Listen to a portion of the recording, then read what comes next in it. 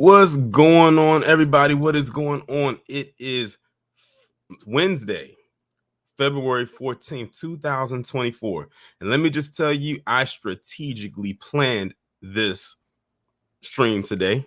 I actually had it in my mind probably since late last year. I knew what day I was going to do it. I knew what the topic was going to be and all of that good stuff. But man, did I find some interesting when I was doing my research, which I'm going to share with you all today. But before we get into everything, make sure y'all go ahead and hit that like button and share button if you haven't done so already. Shout out to all of my people over there on Patreon. Y'all should probably be getting a new video tomorrow. I have to make sure to remind myself to set that up though. Hopefully I don't forget. Shout out to everybody, all the members here on the channel. Shout out to everybody who follows me on Twitter, Instagram, and in the Discord, and everyone who sends me all of these stories that I get an opportunity to talk about or may not talk about, but I do see what you're saying. It's a lot, like I said, to try to process. But yes, we are here today because I said, you know what? It is high time that I talk about the history of what we now know as the welfare system, government assistance, food stamps, WIC, all of that good stuff. But let me give a shout out to everybody that's in the chat so far, and make sure again to hit that like button. We got DJ Highlander, Jerry Bedford, Denise Scales, Joseph Washington, Lady Messenger, Wallow J, Mike Mellis, John Afro Elite, Cosma Fury, and Cosma. I DM'd you for that mac and cheese recipe. It did that looked fire yesterday. What you was making. If y'all haven't done so already, make sure y'all go and subscribe to Cosma Fury's channel. He talks about various different things, and he's also a cook. He did a live stream yesterday, the day before yesterday, with that mac and cheese, and I think you made something else yesterday as well. It looked really good, by the way. Just had to let you know that while you were here. We got Black Voltron Reloaded, Stalemate, Anita Harrell, Albert Nelson, Dewani Nelson, Jay Cage, Scoop 2003, and Tawana Cook. So we're going to go ahead now and just jump right on into it since it's already almost 12:10. I was a couple minutes late, but it is what it is. So I said, how else would I have to start off with this presentation than to talk about the history of welfare itself, like where it began and who kicked it all off. So I came across this website, and by the way, I spent probably like the last week and a half gathering this stuff. So up until probably a couple hours ago, I was still getting stuff for this. So it's going to be quite a bit we're going to be covering today. But I said, let's start off with the foundation and work our way forward. The history of welfare began after the United States was 156 years old. It started in the 1930s with the Great Depression. 3 small programs were mixed into the New Deal programs of Franklin D. Roosevelt. Still, welfare remained small until the Great Society programs of Lyndon Johnson in the 1960s. At the end of the Great Society, 8 programs were up and running. Over succeeding years, these programs generally expanded their reach and benefits, except for welfare reform performed in 1996. After that, 5 new programs were then added to the welfare system in 1972 and 1 each in 1975, 1990, and 1997. In all, 14 welfare programs make up the welfare system today. So based on what I just read to y'all right there, how many people knew there were 14 forms of welfare program? Put a 1 if you knew, or put a 2 if you did it. All of the welfare programs target low-income individuals and family in need. However, they are not consistent in their qualification rules. Let's see. Benevolence in the founding. Hold on. That's not what I wanted. Oh, you know what? I can't skip to this. Okay, 2. Okay. Jerry Bedford said 1. Okay, I'm assuming that, I'm going to be honest. I thought it was 2 because who knew it was so many programs within it? But 14 is quite a bit when you put it in hindsight. So it says qualification comparison of welfare programs. Low-income Americans are the target of all welfare programs. Unfortunately, they aren't the only ones that get their hands on it. But we're going to talk about that a little bit later. Therefore, each program has a limit on the income that an individual or family can earn and still qualify for the program. Income includes wages from jobs or self-employment, and usually also includes income from investments. If the income of the individual or family below the qualification standard, they can participate in the program. If the income is higher, they cannot. Shown below are the maximum income levels for each program. More can be found on each program page link. So they have it broken down by each category and how much you would have to have in order to qualify. So the first one is EITC. It says approximately $48,000 to $57,000, depending on the number of children in a family. The next one is SNAP. Now, we all familiar with SNAP. 130% of the poverty threshold. Housing assistance. 50% of median income, excuse me, in a local area, or 50% of median income total about $34,000 for the U.S. as a whole. SSI, approximately $20,000 for an individual and $30,000 for a couple. Pell Grants, complex formula taking into accountability to pay and tuition and other costs. Most awards are households under $30,000 in income. TANF, which is, we've talked about that quite a bit when it came to talking about the welfare king. Unique by state, but generally 50 to 100% of the poverty threshold. Child nutrition, 130% of the poverty threshold, partial benefit below 185% of the threshold. Head Start, child care, job training is unique by state and program. WIC, we're all familiar with that. 185% of the poverty threshold. LIHEAP, 150% of the poverty threshold, or 60% of state median income. And the last one is Lifeline, or what they call the Obama phone, 135% of the poverty threshold or participation in certain other programs.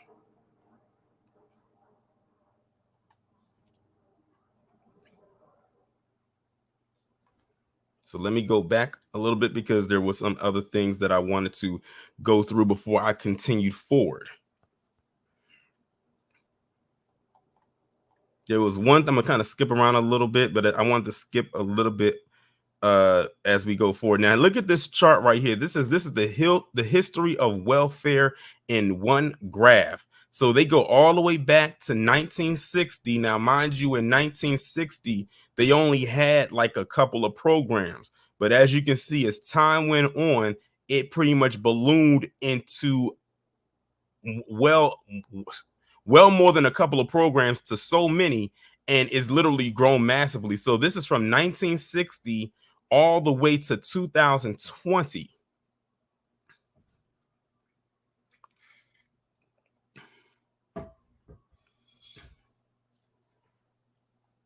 So then it also talks about the history of Medicaid, housing assistance, child nutrition, TANF, SNAP, all the different types of programs that are there. Now, here's something that is very interesting right here. The welfare system of the United States was created one program at a time starting in the 30s. All the programs focus on low-income individuals and families, but qualification rules are unique per program. The system comprises of 14 programs, which we just mentioned, and this is perhaps that is because what is missing is the history of welfare in the Department of Welfare. So that pretty much is like the whole rundown. What I'm going to do is I'm going to copy the link and I'm going to post it in the chat. So in case anybody wants to read up more on that, there it is right there. So again, y'all are getting a little history on welfare, where it began, and the different programs that are attached to it, because a lot of times when people think of welfare, they're just thinking of WIC, SNAP, and the food stamps. But no, this is showing right here that it's so much more underneath the program of welfare than just what you're typically always hearing. And some give you more money than others. See, like Miss Butterscott's in the chat, you didn't know there was. Hey, like I said, we are all learning together. This is a roast and a history lesson at the same time. So killing two birds with one stone. So that takes care of that. So now that we've gotten the history of that, the next question is, which state gives the highest number of benefits? And shout out to Savion Draco Zero for being a member for 3 months. He said they love to say we be the main ones on food stamps, but they hide the fact that they're the majority that be on it. Exactly. And thanks for being a continued member. I mean, why wouldn't they be? They're the ones that started it. So, yes, that's my question for the chat. The question for the chat: what state do y'all believe gets the highest number of benefits? DSM Sinister said West Virginia. Tawana said Kentucky. And do not cheat, y'all. Do not cheat. I want to see if y'all going to guess right. So DSM Sinister said West Virginia. Tawana said Kentucky. Stalemate said what's more than Kentucky. I'm going to tell y'all the answer is probably going to surprise you because it surprised me. Blasian said Oregon. Lady Messenger said Kentucky. Wallow J said Mississippi. JK said Kentucky. It's a lot of Kentuckys. Savion said Washington. I'm assuming the state, definitely. Black Voltron, you get the little gold star. California is the state with the highest form of welfare in the state. California. And I think it's like to say, I think Black Voltron would know because he lives in that state, so he would know. California leads the pack with a staggering 1.9 million plus SNAP households, followed closely by Florida that has 1.6 million plus, and Texas behind that with 1.5 million plus. So y'all are learning quite a bit today. Y'all learned there was a bunch of different programs under welfare, and now y'all found out that California has the highest welfare recipients per state.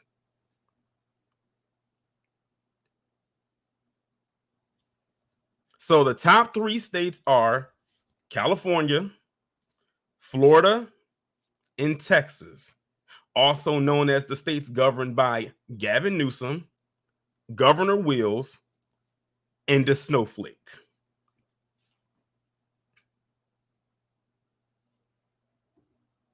Like I said, this is a history lesson and a roast at the same time. Mike Mellor says California, Texas highest on welfare. Are they trolling?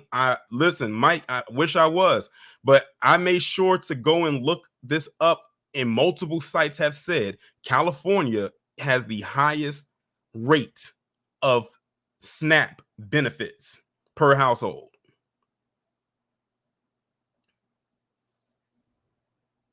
They said New York and Pennsylvania complete the top 5. So the top 5 states that have the most SNAP benefits are California, Florida, Texas, New York, and PA, Pennsylvania.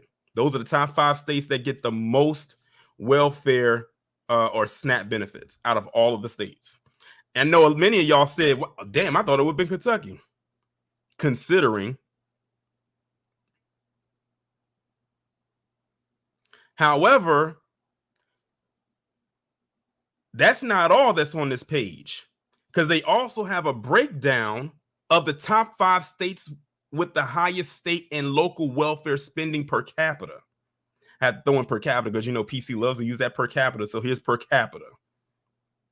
So the top 5 states per capita is California, New Mexico, Massachusetts, Alaska, and New York.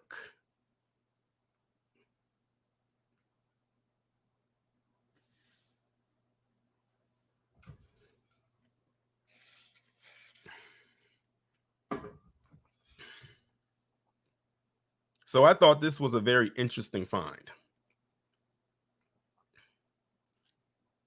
And this is based off of what they gathered in 2020. So roughly around 4 years ago. They said in 2020, state and local governments collectively spent $791 billion on public welfare. And the majority was from those states that I mentioned.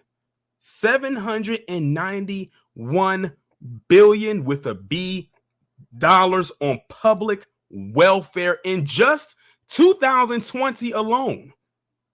Now, keep in mind what was going on in 2020. We was in the middle of a pandemic, and they spent all of that on public government assistance.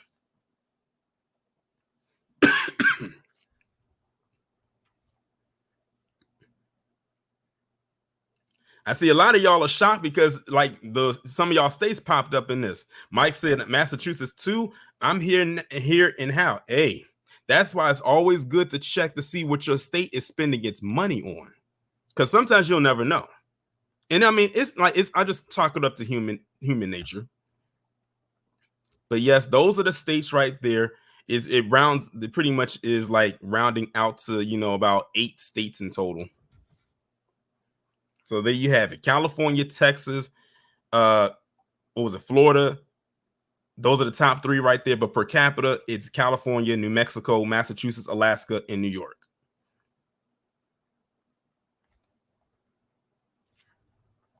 So now y'all have an idea or know. Oh, and here's another part. Over 65 million Americans rely on welfare programs to get by, but they will have you to believe that it's mainly Black people on welfare. Now, let's do some math here, people. Let's do some math here. If hypothetically we're quote unquote 13% of the population, like they say, which I don't believe, and I'm sure neither do you, that means we will roughly make up about 40 something million plus living in the establishment.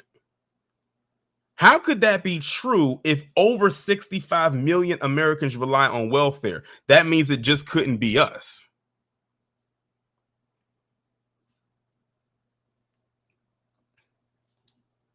I'm just saying. Like I tell you, don't let them sit up there and tell you that lie. Because guess what? Whenever they be trolling and be trying to talk about like we receive all these benefits and stuff, none of them pull this stuff up. That's why some of y'all in the chat are shocked at what I'm showing you right now.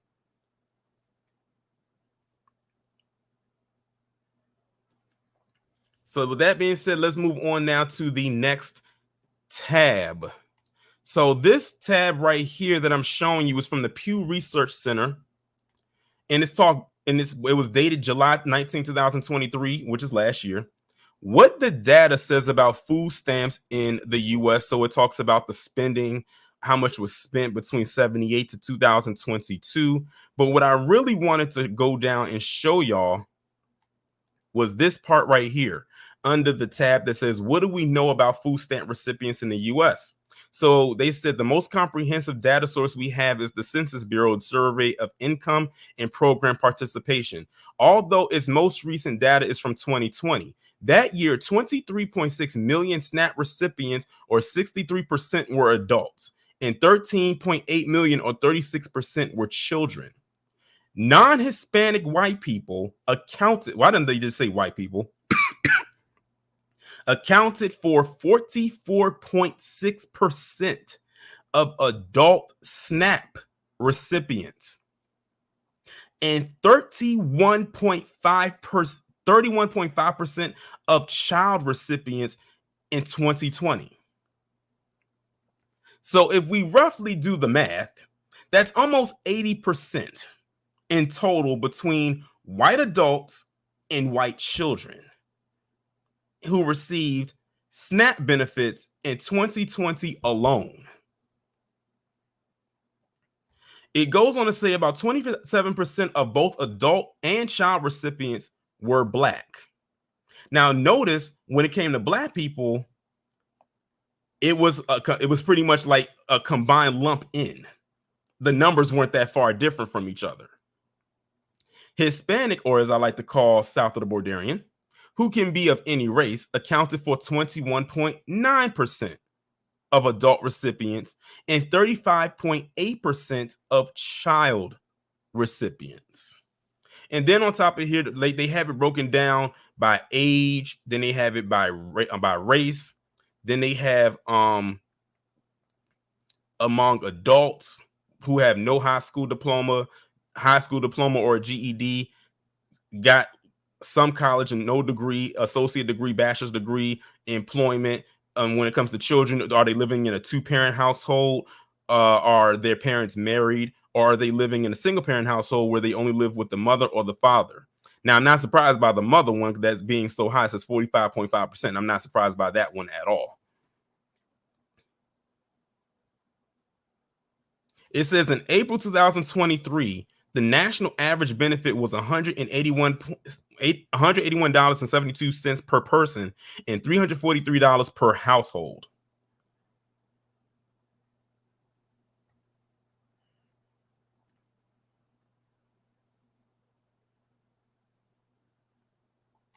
So now y'all have an idea, y'all have a rough number. And again, this was posted last year, so this is recent. It's not even a whole year old. So there you go. But they'll come back and say, well, we make up the majority of the establishment, because they again always deflect. Now I got a question for y'all, and y'all should be able to answer this, because I feel like y'all been subscribed to me long enough. What particular county do I always bring up when it comes to welfare? And y'all should know, because many of y'all mentioned the state when I was asking the question about what state gets the most in SNAP benefits.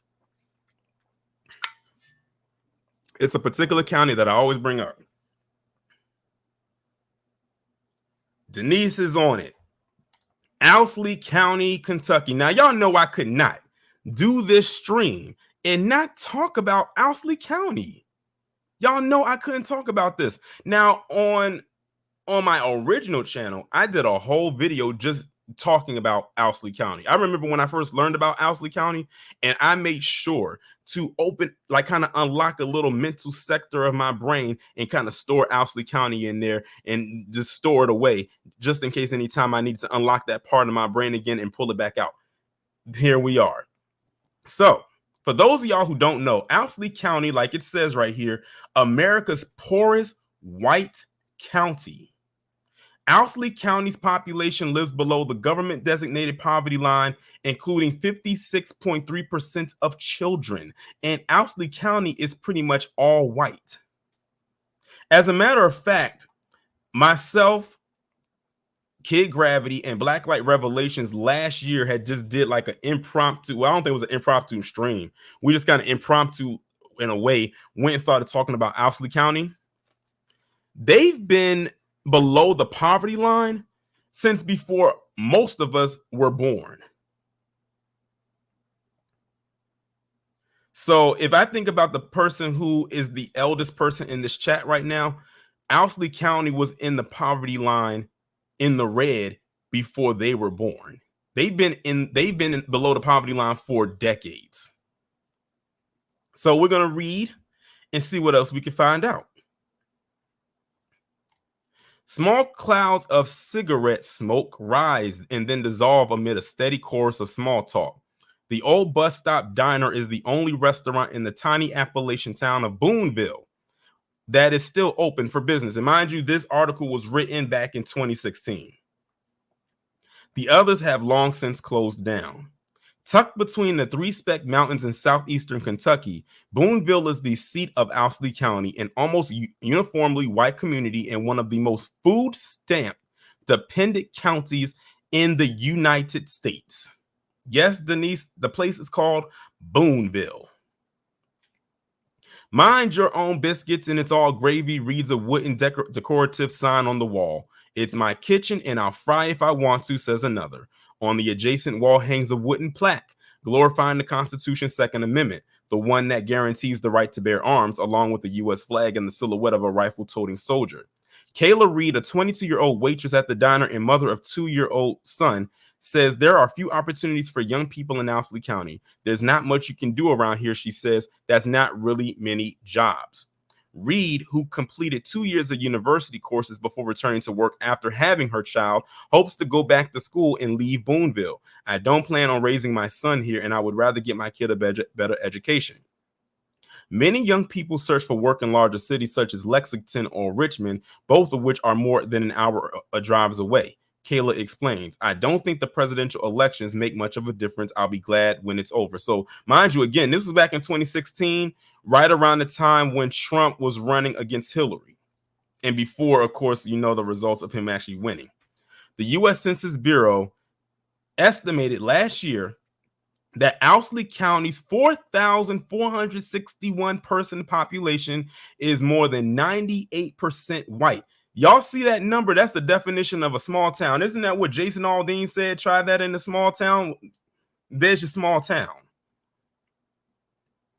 According to Al Jazeera's analysis of U.S. Census data, it is the nation's poorest white majority county in terms of annual median household income. At 10.4% last year, the county's unemployment rate in 2015 was nearly twice as the national average of 5.25%. Worse still, Owsley County's median household income of $19,146 was just over a third of the national median income of $55,775 in 2015. Did y'all see that? It said their average household income was less than $20,000.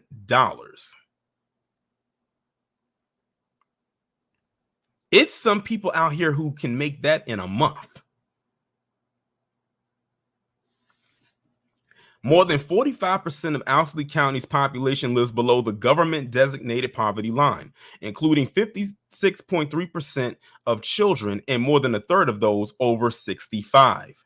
According to recent data available from the government, more than half of personal income came from governmental monetary benefits in 2009, and at least 52% of the county's residents received food stamps in 2011. The Old Bus Stop Diner is the epicenter of public life in Boonville, where Owsley County's administrative offices are located. Dozens of locals pass through the diner every hour. Some sit for a while, drinking coffee with friends. Others pop in to pick up and take away their orders.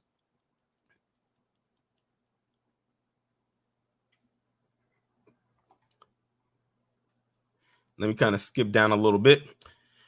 As in the case in many rural areas of Appalachia, poverty here is as old as the county itself. Hidden in the rough mountainous terrain and without a railroad, the county didn't develop like many of those around it. The population of Owsley County peaked. I want y'all to hear this, y'all. I want y'all to hear what I'm about to say to you. The population of Owsley County peaked at 8,957 in 1940. What does that mean? That the population has not crossed that number since 1940. Which also means they've never, ever, ever in the county's history cracked 10,000.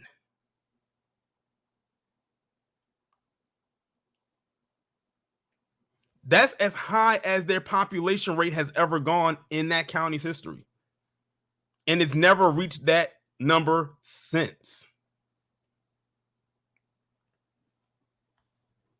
Mass migration from Appalachia as people left in search of work after World War II and the ongoing trickle of young people out of the region to find jobs in urban centers left the population at less than half of that. 68-year-old Lowell Morris was born and raised in Boonville. He wears denim overalls and work boots every day and only occasionally removes his camouflage hat with its bent blue peak and the word Kentucky on it. A pair of glasses sits slightly slanted on his face. A beard covers the bottom half of it. He dropped out of high school in the 10th grade so that he could work to support his grandparents who had raised him. With his opportunities limited to working in tobacco fields, his income was meager. Money was scarce, but life was manageable. Though they lived in a small wooden shack, Lowell remembers how on Saturdays there wouldn't be an empty parking space in the town square and the eateries would be bustling with life. Back then, during morning drives after the snaking hillside roads, Lowell would see bountiful tobacco farms. As he made his way out of town to a neighboring county, he would pass dozens of coal trucks on their way to and from the mines that tunneled through the hills. Being poor was easier in the 1950s and the early 1960s, he said, because the community would band together to help those who were in need. Now, I want y'all to really pay attention to what he just said. He said being poor was easier in the 1960s and 50s because the community would band together to help those in need. In other words, it sounds to me like they adjusted very well to being in a very poor condition and they wanted to stay that way. That's what it sounds like to me. It sounds like to me like they did not want to, as what did they tell us to do? Oh, yeah, pull themselves up by their bootstraps, which is it probably explains why the town looks the way that it does now. They didn't do anything to progress it, they let it stay right as it was. He goes on to say, you didn't go to the mailbox to get a check. Lowell referring to government welfare benefits. You didn't go to a mailbox to get food stamps. Everything came from the garden. Everybody grew what they ate. Lowell who worked as a school security guard and volunteer deputy sheriff for more than 3 decades, has never married. For most of his adult life, he has taken care of his 2 disabled sisters. I'm just going to kind of skip around a little bit. 97-year-old mayor Charles Long. First off, why are you the mayor at 97? But then again, it's a small town, so they probably hold that mayoral position until they are in the ground. But this was in 2016, so I'm only going to assume this person is no longer with us. It says, sits in a recliner in his living room of his 2-story antebellum era home in downtown Boonville. He has held office uncontested for the past 58 years. Y'all hear that? He was mayor for 58 years, uncontested, because nobody ran against him. I think we're in some bad times. I think we're in some bad times is an understatement. They keep saying we're in good times, but Lord, I tell you what, says Charles, who was wearing a maroon hat that reads Boonville Mayor. I don't know. The jobs just aren't here. The mayor mentions an industrial building erected more than a decade ago. A host of prospective tenants never materialized, and no new businesses have set up shop in years. The building sits empty. Now, keep this in mind, y'all. This is the same state that produced, what's his name? Mitch McConnell. He's the representative of that state. Now, how does that make him look? So this is him right here. This is him right here. Looks like something out of Travis County, Texas, aka the Texas Chainsaw Massacre. When President Lyndon B. Johnson announced the signing of the Food Stamp Act of 1964, he was making permanent a pilot program that had run for the previous 3 years. He said the program would be one of our most valuable weapons for war on poverty. More than 50 years later, many residents of Boonville will remain dependent on food stamps. Why is PC so worried about us when you got this under your nose? Oh, my bad. You say he's from Alabama? My bad.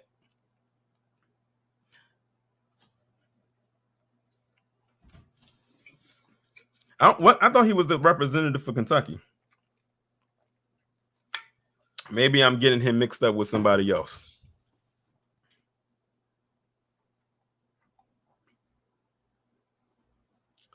Let me see. I'm just kind of skipping around a little bit, y'all. It's a lot. Y'all pretty much get the gist of it. Oh, whoo! Y'all saw that? I didn't want to stay up there too long. I ain't trying to give y'all nightmares. It says people will starve to death if food stamps are cut. Now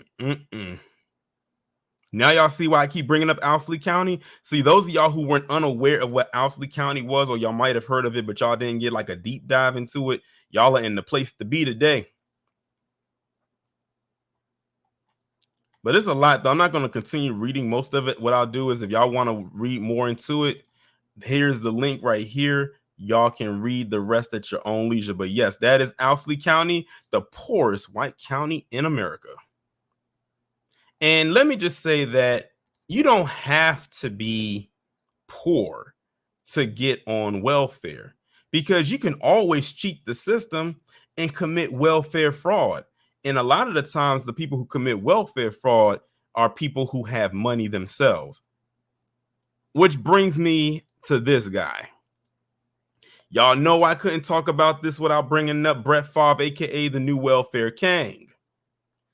For those of y'all who have been following me for the last year or so, y'all already have an idea of what his story is. As a matter of fact, last Friday, I talked about him in an update in my live stream where it says he still owes about $730,000 for taking that money that was supposed to be given to people who needed it and using that money to build a volleyball facility for his daughter, while still sitting up there lying, claiming he did not do anything or he doesn't know where it came from, even though the text messages show and prove otherwise. Oh, y'all know I was going to bring him up. I wasn't about to leave him just, nah, because Brett Favre is a representative of a lot of people who have money, who don't need government assistance for anything, but will steal from it from people who need it in order to fund their leisure or their pet projects.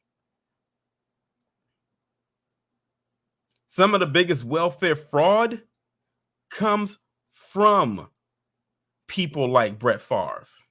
And I'm not just talking about him because he's PC, that's part of it, but also because he has wealth.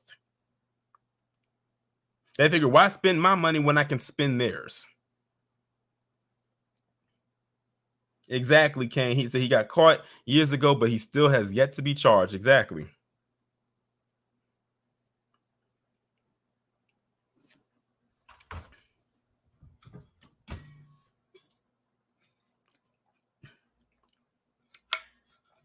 Tracy, I don't know if you just got in here, but I just talked about, like, for the last maybe 15 minutes talking about Owsley County, and Appalachia came up quite a bit because that's, like, you know, in that region. When you think of Appalachia, you think of like rural middle America, flat lands and all of that stuff.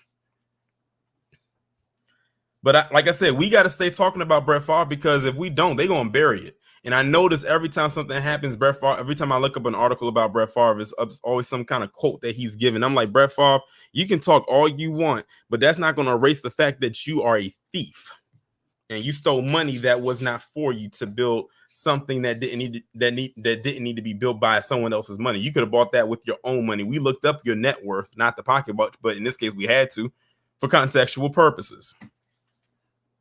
And then was getting that money for speeches he didn't even give, for speaking engagements he claimed he gave that he didn't even give.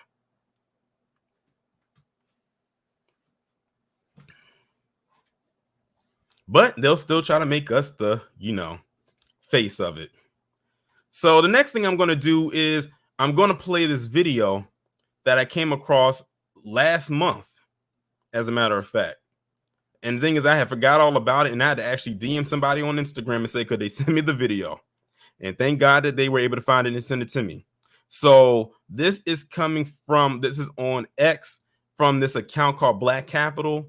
And what you're going to do is y'all are going to listen to this audio. It's about 1 minute and 12 seconds long. Shout out to Denise Scales. She's from West Virginia, but I highly doubt she lives anywhere near what you're about to see right now. So let's go ahead and check this out. Well, you see, when they stole the coal jobs from us, we just kind of got left behind. We got no value anymore. They give us food stamps and disability. But besides that, we just have no purpose. Well, if I had to guess, I'd say 85 to 90% of people in this here county use pills. They are on pills. There's a girl here down the road, lost all 3 of her babies to drugs, and not one of them made it to 25. It ain't no jobs. People just become stuck here. They don't have the transportation to even get to a job. And now, when I was a kid, all the men worked in the mines, and everybody was doing okay for themselves.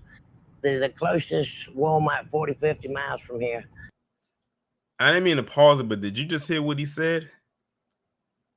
He said the closest Walmart is 40 to 50 miles from there. And that's actually light work compared to what he just said earlier about many of the people there are basically on drugs, and how a lot of the women there, you know, they get pregnant. Some of them don't even live to see past 25. And Denise, I saw what you just said. You said you live in Charleston. I know what Charleston is. I used to, like, when I was much younger, the casino that's out there, when they used to be 18 and over, my parents took me there for my birthday back in 07. Did pretty good there for beginner's luck, if you ask me. There ain't nowhere for no one to work. There ain't nothing to wake up to. There's nothing for these kids to do. And the only ones making money is the ones who sell pills. There's just so much that we wish was available to us. We want to be better. We want to do better. But unfortunately, everything it takes to become better costs money that we just ain't got. So there you have it. I don't know about y'all, but I ain't never seen a Section 8 look like that. Now, while they sit up there and they want to talk all this crap about us, you have actual towns out there that look just like this. This is only one location. I just talked to y'all about Owsley County. While I was talking to y'all about Owsley County, some of y'all was probably formulating images in your head about what Owsley County looks like. Owsley County looks just like that. As a matter of fact, if this thing didn't say West Virginia, you would have probably thought it was Owsley County. But no, this is West Virginia. Now, one thing the guy talking didn't mention is the amount of sibling relations going on, because that happens out there too. I remember I saw a story a few years ago where they were talking to a family that was basically inbreds, and it was a one-time watch for me, and I barely got it through that one-time watch.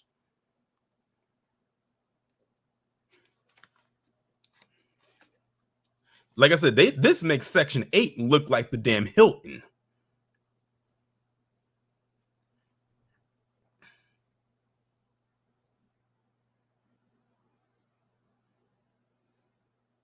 So the guy in the video said they got to rely on selling pills, basically just drugs. And that's pretty much it. That's the only way they make their money, and they got to rely on food stamps. That's it. Their only sources of income is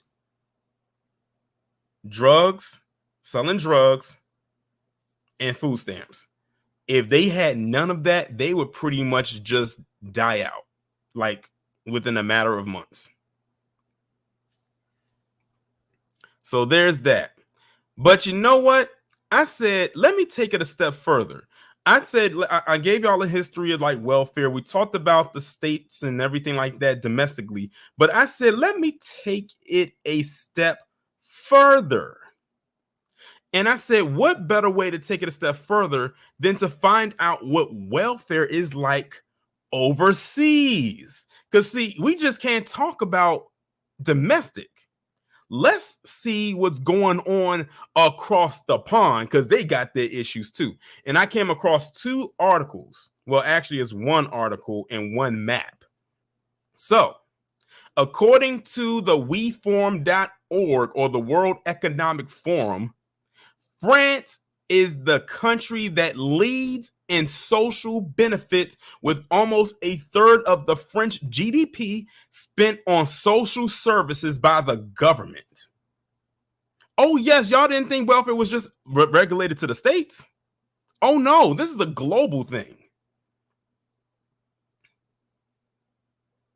So France leads with welfare benefits on a global scale. And I'm going to pull up a list too, because it has a list. There's a list. There's the list right here, y'all. Where social spending is highest and lowest. So France leads with 31%. Finland, 29.1%. Belgium, 28.9%. Italy, 28.2%. Germany, 25.9%. Spain, 24.7%. Japan, 22.3%. UK, 20.6%. OECD, 20%. And the US comes in at 18%, and we'll throw Canada at 18%. The country that receives the lowest is Mexico with 7.5%. So that's the global number from highest to lowest. But I said, let me go ahead and pull up the map. I want y'all to look at something here, and I want to see if y'all notice anything at first glance. So they have everything shaded in blue from high yellow to dark blue. If you look at this map, what continent? I mean, you know what? What do y'all notice? What do y'all notice? by looking at this map.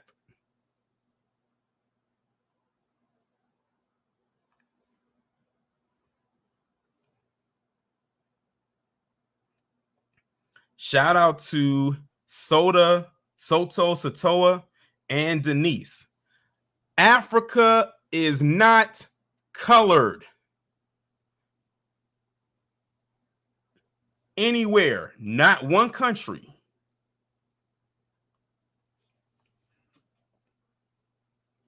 Yet most of the non-black majority countries are.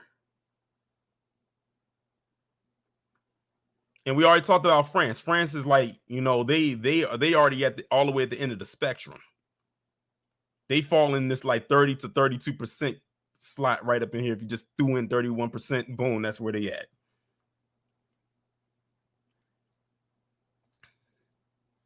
So this is the global map right here. At first, I thought it was going to be Africa and Asia, but then I realized Japan. So you have North America, South America, Europe over here, Asia over here, Australia. But Africa has not one color in any country on that continent. And just like Kid Gravity said, Africa's wealth pays for Europe, for the European welfare, especially well, when it comes to France, we know where theirs is coming from.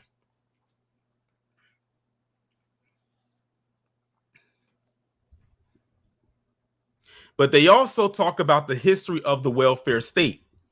A welfare state is one where the government plays a critical role in protecting and promoting its citizens' economic and social welfare. It's based on the principle of equitable wealth distribution, public responsibility, and equality of opportunity for those who don't have minimal provision for a good life. While this is the primary meaning, countries adopt different ideologies when defining welfare states. Here are three of them. An ideal model. Countries adopting this ideology believe that a welfare state represents a perfect model of provision where the government accepts the responsibility of providing comprehensive and universal welfare for the citizens. Social protection. Country in Western Europe use this approach when defining welfare. According to them, welfare isn't the responsibility of the government only, but independent and autonomous public services too. And then state welfare. This definition is as simple as welfare provided by the state and is often adopted in the U.S. The US and the UK are credited with introducing the modern meaning of welfare states. In the UK, for example, the definition was based on the Beveridge Report, which advocated for the government to provide services once provided by trade unions, charities, and the church. The government has since adopted the system and continues to do it even today, despite the frequent restructuring and adjustments to keep it relevant. In the US, the term welfare culminated in the Great Depression, which caused job loss and misery for millions. The concept was a solution to the disparities between communists and capitalists. Countries that use the welfare state in concept include the United Kingdom, France, Sweden, Italy, Belgium, Denmark, Finland, Germany, Portugal, Spain, Austria, Greece, Japan, the Netherlands, Switzerland, Iceland, Kuwait, Israel, Slovenia, Australia, South Korea, Estonia, Latvia, Israel, Canada, New Zealand, and the United States.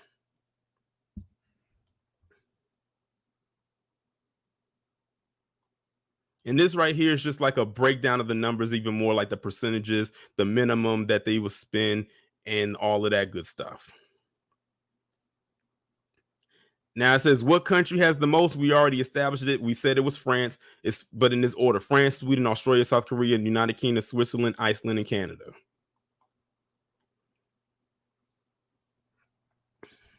And the darker the blue, the more they receive.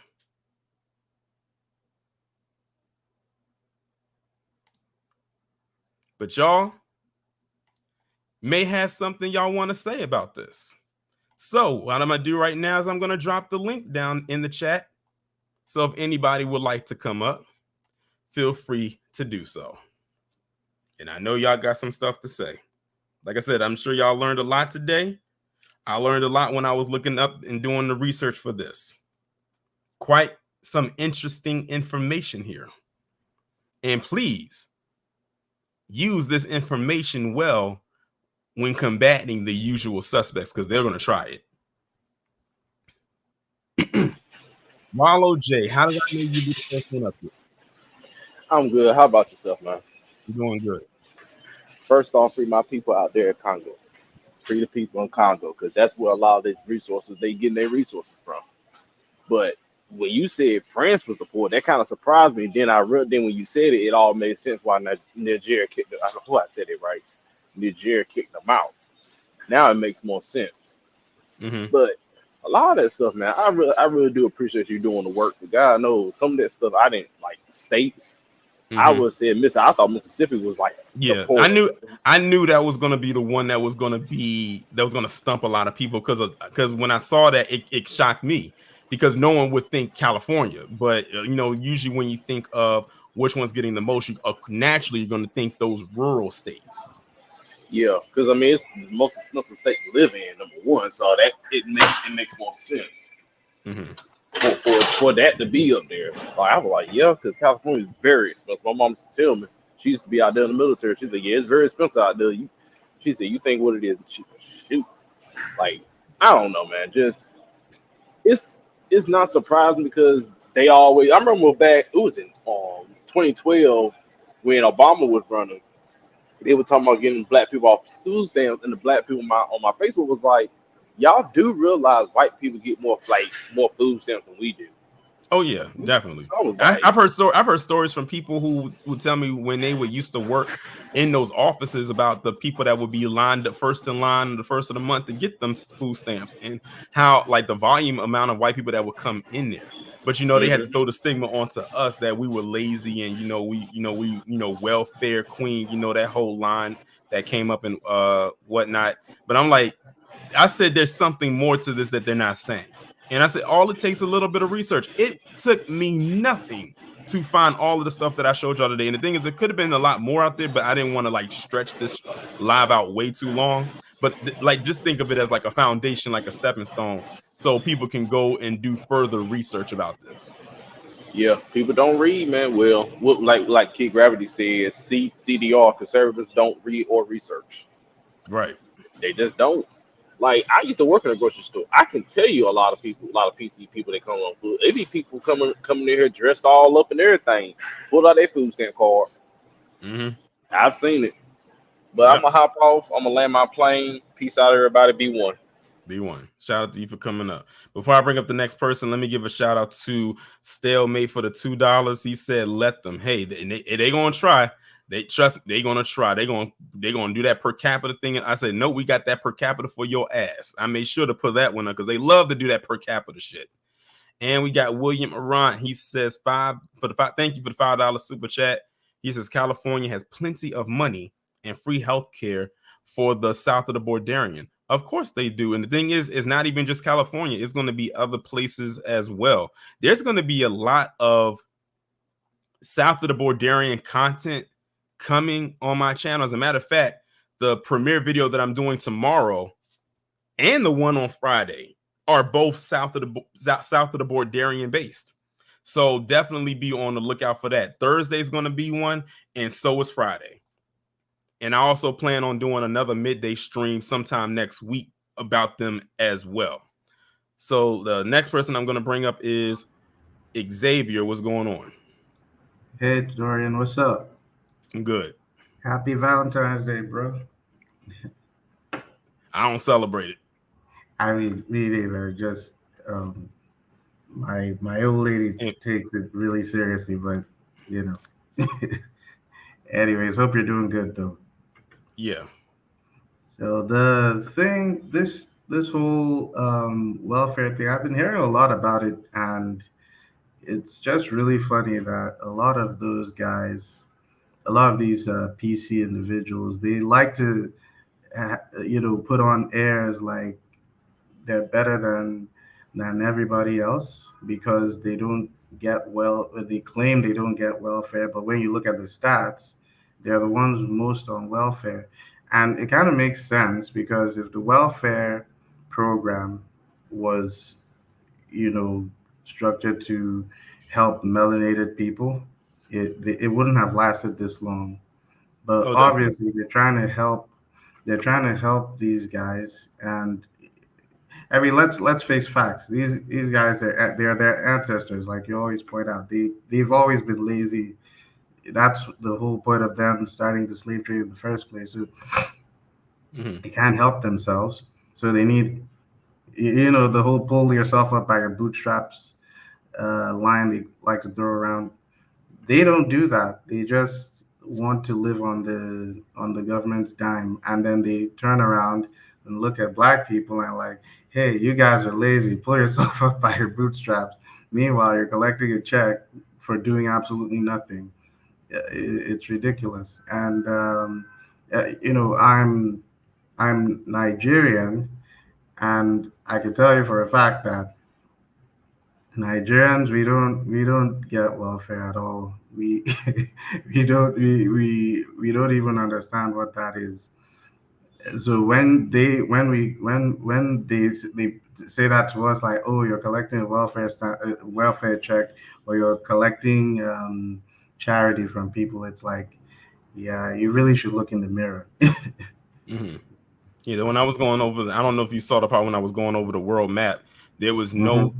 there was no country in Africa that was receiving any type of social program benefit, unlike the other continents where there was at least one country there that was Yeah, receiving. At first, I thought it wasn't anything there in Asia until I forgot. Oh, Japan is in Asia. It's a country in Asia, and yeah. sure enough, they're receiving. So you can tack them on it, but every country, every continent is receiving some type of welfare assistance in at least one of their countries. But Africa as a whole, and that map, by the way, was from this year, from 2024. So that's Hmm. very, very, very, very recent, where Yeah, it was nothing. It was where it's showing they are not getting any type of assistance. it's and it's partly because, like you pointed out in the video, most of most of their wealth comes from Africa. Yeah. You're basically tricking. What they do is they do this. I don't have the words to describe it. It's more like colonization never really stopped. They just try and make it seem like, oh, y'all do all the hard work and give us all your resources, and we live the good life, and then make you look like you're the poor, shabby ones coming out for, coming out for handouts. Meanwhile, it's the exact opposite. They've always been parasites. I'm sorry to use that term. It's an ugly word, but that's what they are. Sorry about that. No, That you good. they've always had that spirit in them, and it's sad. But Yeah. yeah, I'm glad you're shining a light on this, though. Oh, I definitely. mean, shut these guys up, honestly, because I can't tell you the number of times I've been on like all these forums, and then they throw out the whole, oh, you're on welfare, blah blah blah, the thing about like crime and all that stuff. I'm like, man, get the fuck out of here. Ain't nobody listening to you guys. It's all good. I mean, again, really appreciate your work, brother, and keep fighting the good fight. So I'm Appreciate gonna it. sign out here. All right. Shout out to you for coming up. And before I bring up the next person, shout out to Stalemate again for the $5 super chat. He says, soon we will go from demanding reparations to taking reparations. Asked the last time we got active. Right. Appreciate it. So the next person we got up here is Joseph. What's going on? Salutarian in the chat room. When I saw the title of your upcoming video, I just gotta, I just had to be there, and it harkens back to what I said a year and a half ago about these forums to get people off of welfare. When I saw this, I was like, you know what? I knew what they were trying to do here in Maryland, specifically Baltimore, was a bluff. because you have to take into account how many whites and quote POCs are on welfare, and that's daily. Mm-hmm. It was one story, as a matter of fact, that I heard about years ago, and I literally looked so far, like, to see if I could find it, where I was going to point out how a lot of the people that commit the most welfare fraud are PC people, and a lot of them also, and I'm gonna use Rob's terminology with this one to cover myself, the sombrerito. Them sombreros, they commit some of the most egregious welfare fraud, especially in the tri-state area. So anybody who lives like in New York or New Jersey, anytime you hear a story about welfare fraud being committed, it's usually them. Right. All I can say is this: the talking points about us being on welfare are bleeding profusely. Mm-hmm. Because even though you have some of us live in pockets in these states, it's not us that run the Social Security office. It's not us that, overrun the government buildings or frequent there for, a handout. Sometimes when I go to work, I'd be surprised at the number of white people who are homeless. And I was like, sir, you got $1 million worth of whiteness. What is wrong with you? It's so funny you say that. It's funny you say that because I remember years ago when I was much younger, I was riding around. I was with my grandmother, and we had saw this homeless white guy, like, panhandling, trying to get change in the cup and whatnot. And he had came up to my grandmother's window. She was like, "Sorry, I don't have it." And she looked right back over at me and she said, "This guy's white. What the hell is going on here?" Like literally, that's like in so many words. That's what she had said to me. I had to be I probably was maybe in middle school when she said that. So you're talking about like in the early 2000s when that happened. I vaguely remember that. Yeah, but you know what's and speaking of PC and their adjacents, this was a two-piece for the Asians. First, they lost affirmative action. Mm-hmm. And now they got a stint on them thanks to Japan for being on welfare.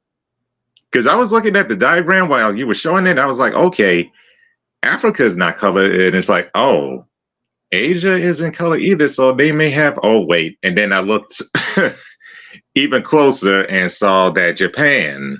Mm-hmm. And if you notice, Japan, by that graph, like I said, they color coded it. The lightest color was the least, and the darker shaded was, was high. Japan was in that darker shaded blue area, so that means they was receiving quite a bit. Yeah, the more, like I said in the comment section in the chat room, the more you know, it's like, when you really do your research, especially when they come at us with these talking points, all you have to do is either open a book or do a Google search or a DuckDuckGo search, and you'll be amazed at what you find. Mm-hmm. Well, thanks for having me up here. I'm going to get off, have some lunch, and go into another shift. Saluting y'all. Take care. You too.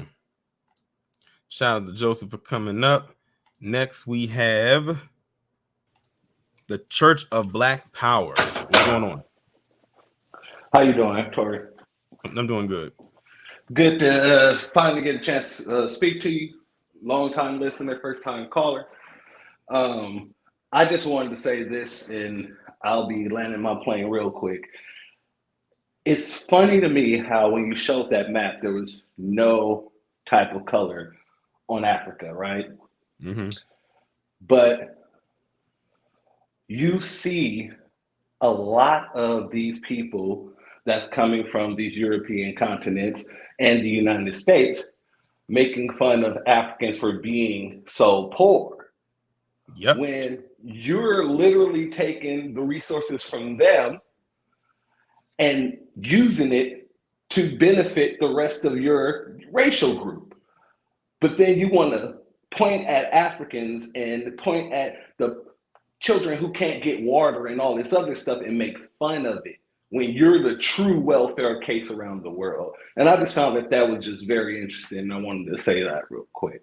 But thank you for letting me come up. Keep doing great work, brother. You do great work, and I truly appreciate you, family. Appreciate you coming up. Yeah, that's why I made sure that when I was doing this stream to also incorporate the international side of it, because a lot of people don't know that welfare extends outside of the US because we're here. So we always hear about it here, but don't know that no, this is a global thing. And people who they said started it, who started the welfare state, the US and the UK. It's because of those two establishments that the welfare state grew on a global scale and wasn't so domesticated. Shout out to Haxon KT for the $5 super chat. He says, B1 all, B1 to you. Next up, we got Dave. What's going on? Hello? Can you hear me? I can't hear you. How about now? Can you hear me now?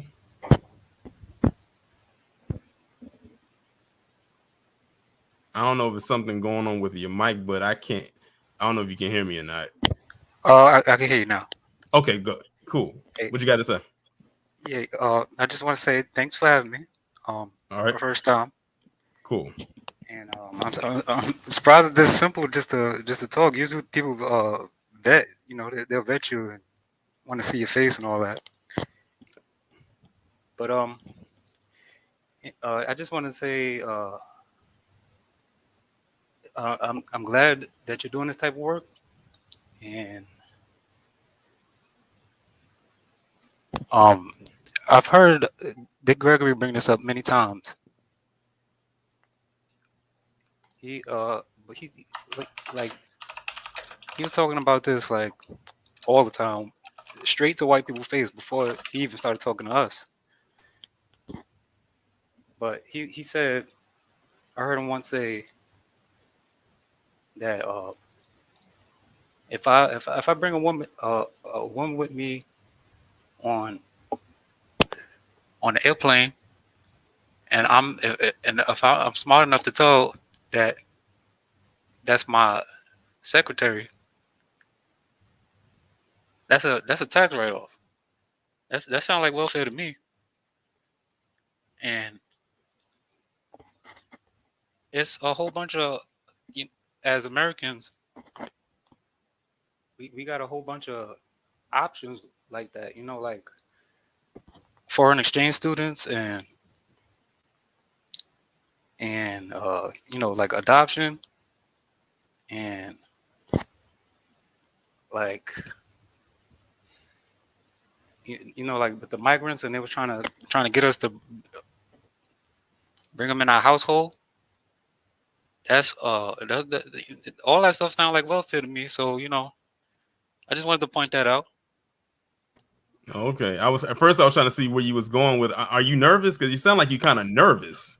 Yeah, a little bit. Yeah, I can hear it in your voice because you sound like you was kind of like struggling to get out what you were saying. Look, you don't have to be nervous. Like you can just come up here, like you just heard someone else came up for the first time and they just said what they had to say. Like I could tell you was nervous to try to get the words out. Listen, I'm not famous or anything like that. I'm just a regular person like everybody else. Like you can just say what it is that what you're trying to say. Because I was sitting here trying to like wonder where was he going with this, but I think I understand now what you were trying to say as far as the as I like to call them, the South of the Bordarians basically coming over here now, and they basically are getting a handout, which they are. I mean, they're getting a lot of benefits handed to them hand over fist now, and we're the ones that has to foot the bill.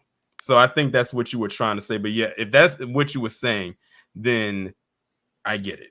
Yeah. I'm just trying to point out the other. It's just a lot of things that is welfare that's not called welfare. Well, of course, they're going to try to call it other things to, say, that it's not welfare, but we know that it is. That's why the welfare title, they always put it onto Black people, and they always made it out to be a negative thing. But then that's when they started, getting, that's why I don't know how much of the stream you caught when I was talking about in the beginning, when they were talking about the different types of programs underneath the umbrella that is welfare. And what they'll do is they'll like put those particular titles, attachments to it to throw people off. Because when people hear that word welfare, they automatically go to, oh, it's, you know, black people. But no, there's different programs and different titles, but they all go back to the same thing, which is welfare. When people say SNAP, food stamps, government assistance, WIC, all of that stuff, all of that is attached to welfare. No matter how you frame it, they're all under the same household. Yep. Yep. Yeah. And I also just, you know, I just was glad to bring up Dick Gregory. That was my hero. Okay. Yeah, he was definitely a solid brother. R.I.P. to that man. Yep. Thanks for having me. I'll land right there. All right, no problem. And shout out to AGH for the 199 super sticker. And I was looking in the chat, and I'm glad you got it figured out. But there it is. Shout out to you, and also shout out to Stalemate for the 199 super sticker. So I'm about to bring up my last person, and that is William A. What's going on? All right, how you doing today? I'm doing good. All right, I want to talk about this welfare because out here in California, we've had Okay. Armenians and some of these other people, Russian folks, on welfare for years. Hmm. They run the office in Glendale, they run it here in Burbank and different places, and they make dang sure it's hard for everybody else to get it, but they get it.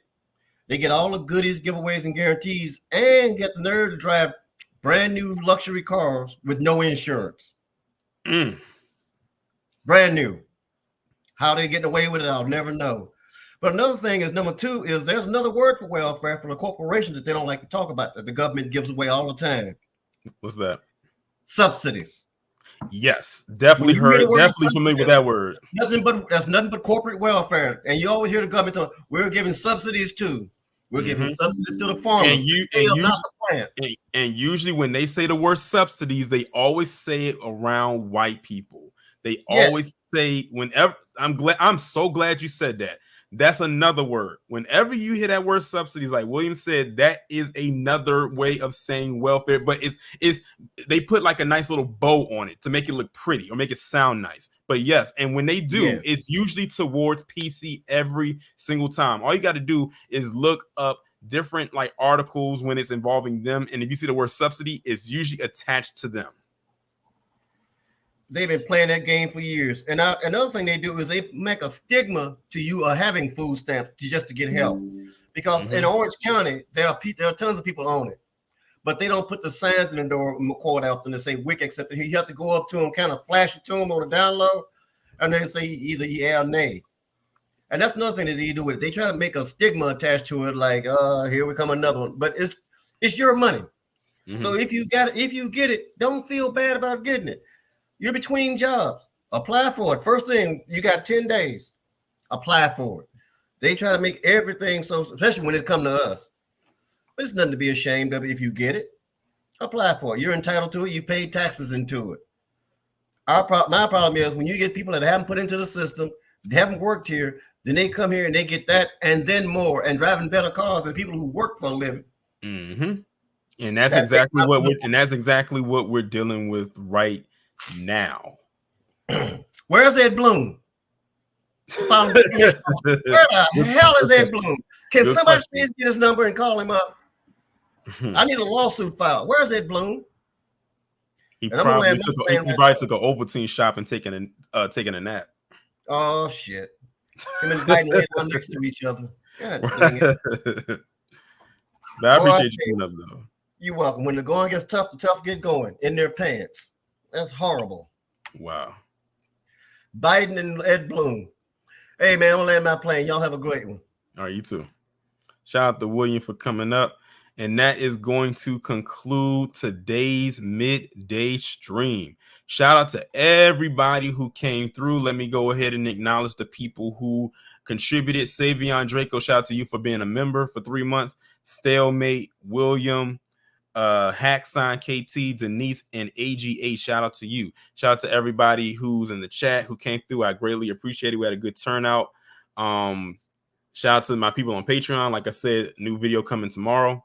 Shout out to those on Discord. Shout out to everybody sending me stories to look at and talk about. Twitter, Instagram, all of that good stuff. I appreciate it. We will be back here tomorrow for the 11 a.m.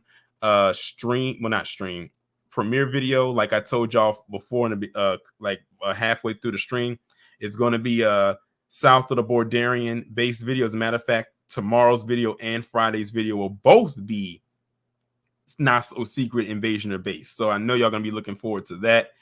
And with that being said, y'all enjoy the rest of your day. I will talk to you all in the next one. Be safe and be one.